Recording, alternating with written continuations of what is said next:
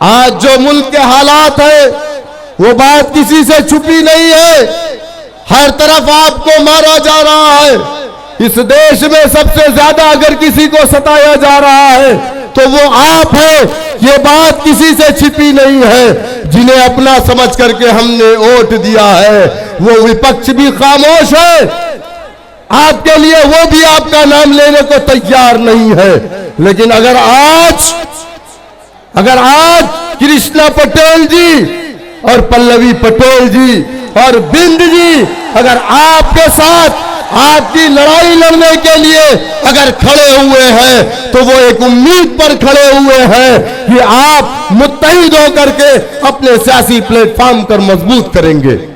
मेरे दोस्तों, मेरे बुजुर्गों, ये वही गांधी का देश है जिस देश में हिंदू और मुसलमानों के घर में जब शादियां होती थी तो दोनों समाज के लोग बैठ करके पंचायतें करते थे कि बारात कहां रुकेगी, कहां पानी पिलाया जाएगा, कहां खाना खिलाया जाएगा।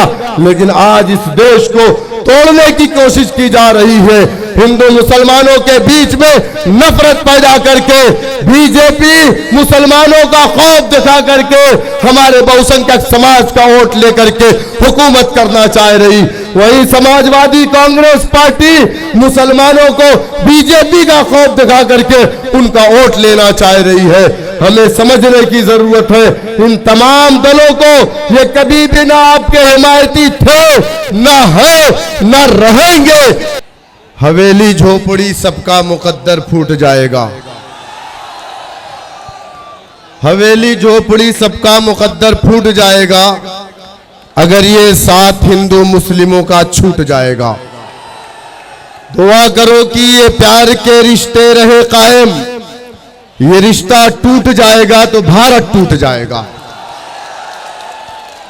मेरे दोस्तों, मेरे बुजुर्गों, पर्दे में बैठकर सुनने वाली मेरी इज्जतदार माँ और बहनों, अब वक्त आ चुका है कि 75 साल की गुलामी से आजाद होकर के हमें अपना एक अलग सियासी प्लेटफॉर्म बनाना पड़ेगा।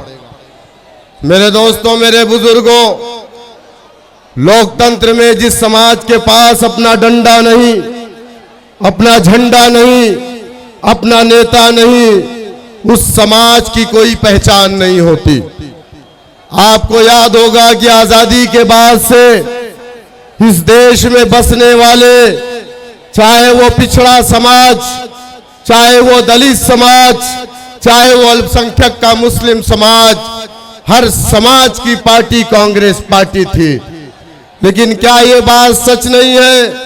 मेरे दोस्तों, मेरे बुजुर्गों, अगर इस देश में हर समाज आगे निकला तो कहीं ना कहीं इस देश में बसने वाला अल्पसंख्यक का मुस्लिम समाज पिछड़ता गया।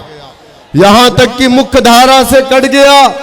समय समय पर गैर सियासी तंजीमों ने जब वक्त की हुकूमत पर दबाव बनाया कि इस देश में बसने वाला अल्पसंख्यक का मुस्लिम समाज पिछड़ रहा है, तो इस देश में हुकूमत करने वाली सियासी पार्टियों ने कभी सच्चर कमेटी, कभी रंगनाथ मिश्रा कमीशन, कभी कुमटू कमीशन, कभी गोपाल कमीशन, कभी महमूदुर रहमान कमेटी के नाम से कमेटियों का गठन किया।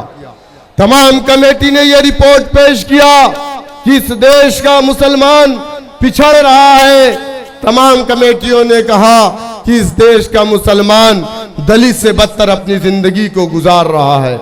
मेरे दोस्तों, मेरे बुजुर्गों, मेरे नौजवानों, हमने कौन सी गलती की थी? क्या इस देश की आजादी में हमने अपने जान माल का नजराना पेश नहीं किया था?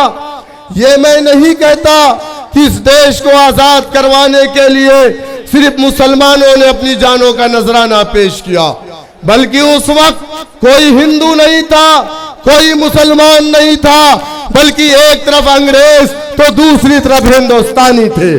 तब जाकर के हमारा देश आजाद हुआ।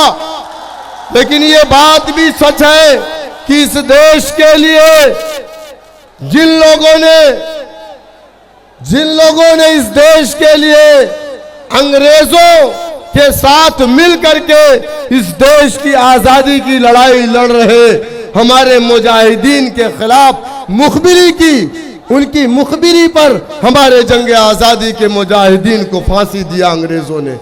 क्या ये बात सच नहीं है कि जिन लोगों ने 5-5 मर्तबा काला पानी से अंग्रेजों को माफीनामा लिखा, आज उसको इस देश में सत्ता पर शासन करने वाली हुकूमतें अपना आइडियल मानती है।